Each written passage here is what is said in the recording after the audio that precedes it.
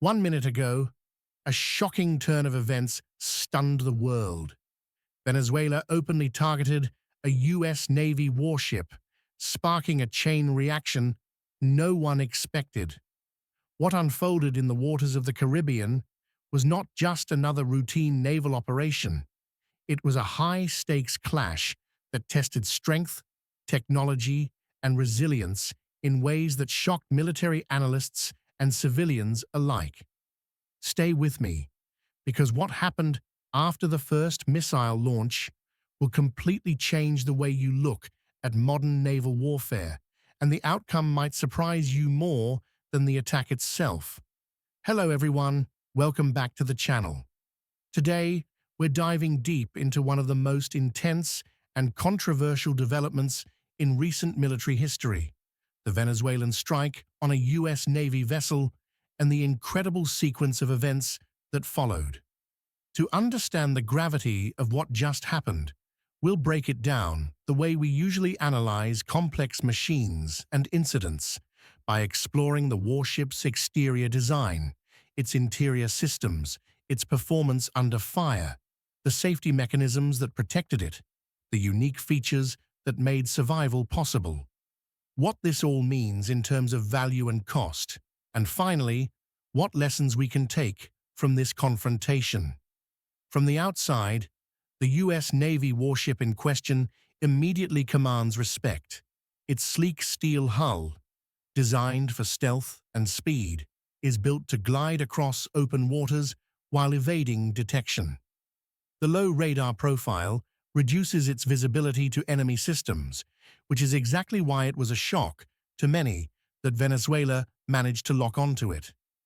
The ship's exterior is coated with radar-absorbing material, and its angular design minimizes radar reflection. The hull is reinforced not only for speed, but also to withstand explosive impacts. Massive vertical launch systems line the deck, capable of firing dozens of missiles simultaneously. The ship bristles with advanced radar domes, antennas, and close-in weapon systems positioned at strategic angles, ready to intercept incoming threats. On the aft, powerful rotary cannons sit like guardians, while advanced electronic warfare pods are built directly into the structure to jam or mislead enemy guidance systems. From a distance, the exterior looks like a predator at rest, calm yet intimidating, ready to strike when challenged. But beyond the steel and weapons, the interior tells a different story, one of precision, coordination, and human endurance. Inside the ship, every corridor is compact, narrow, and engineered for function over comfort. The control rooms are packed with glowing screens, operators monitoring radar signatures, sonar echoes, and missile trajectories in real time. The bridge, though relatively small, is the brain of the vessel. Here, officers oversee every maneuver, issuing commands that ripple through the ship in seconds. Crew quarters are modest, stacked bunks and essential facilities crammed into limited space, reflecting the sacrifice sailors make while serving for months at sea. The heart of the ship, the Combat Information Center, is a hive of activity where tactical officers fuse intelligence, radar data, and satellite feeds into a complete picture of the battlefield. This interior setup doesn't just look impressive, it's built for survival, ensuring that in moments of crisis, every sailor knows their place and every system functions without hesitation. When the Venezuelan attack came, it was the ship's performance that truly defined the story. A sudden radar warning indicated hostile launch, and within seconds, 2 anti-ship missiles were streaking across the waves. The warship responded instantly, engaging its Aegis combat system. High-powered radars locked onto the incoming threats, while automated defenses calculated intercept solutions faster than any human could. The ship's speed surged, engines roaring as it maneuvered to reduce target lock. Its close-in weapon systems spat streams of tungsten rounds, shredding one missile mid-air in a thunderous explosion that lit up the night sky. The second missile, however, struck closer than anyone expected, grazing the hull and sending shockwaves through the structure. Yet the vessel absorbed the impact, systems automatically isolating damaged compartments, sealing off flooding, and rerouting power to maintain combat readiness. That moment proved not only the raw performance capabilities of the warship, but also the layered strategy of defense it embodies: intercept, absorb, recover, and strike back. Safety features on a warship are far more than lifeboats and fire extinguishers. In this case, the ship's compartmentalized design prevented catastrophic flooding. Bulkheads sealed within seconds of impact, preventing water from spreading into vital areas.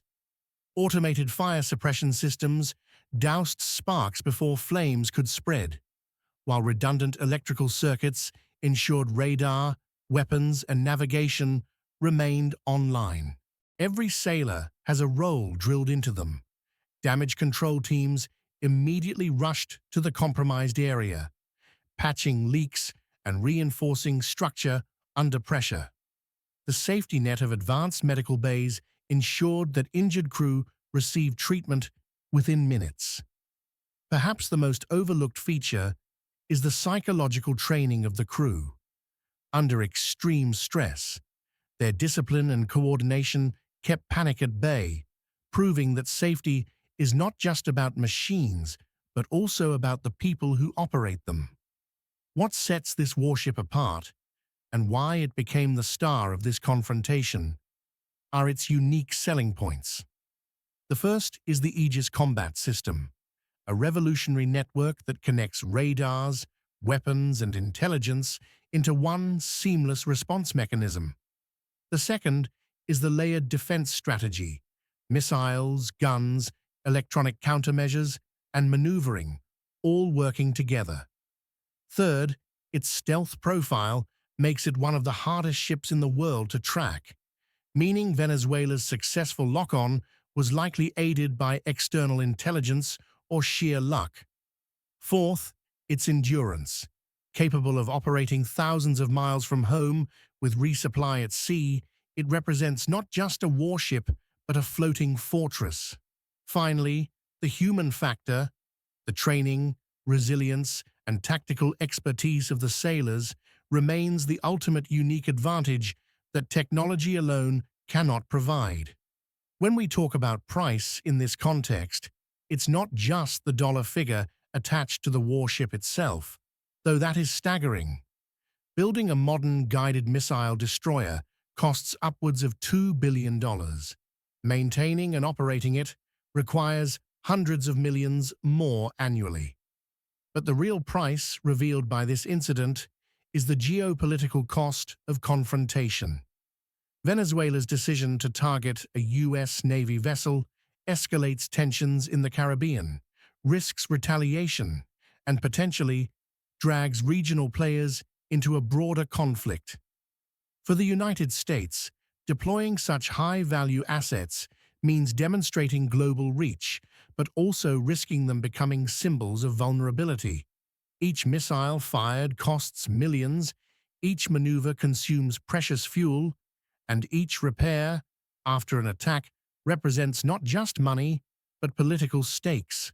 The price, therefore, is measured both in hard cash and in strategic leverage.